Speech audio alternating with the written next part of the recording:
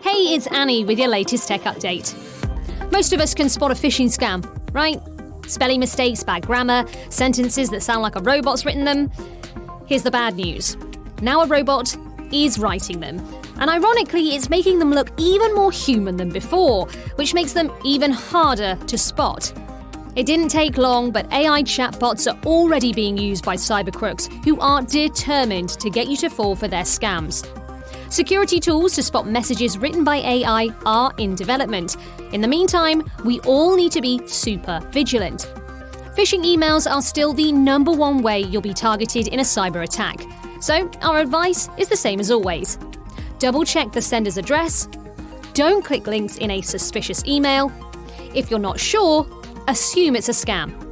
And don't forget, we're on hand for help and advice. That's your tech update. More next week.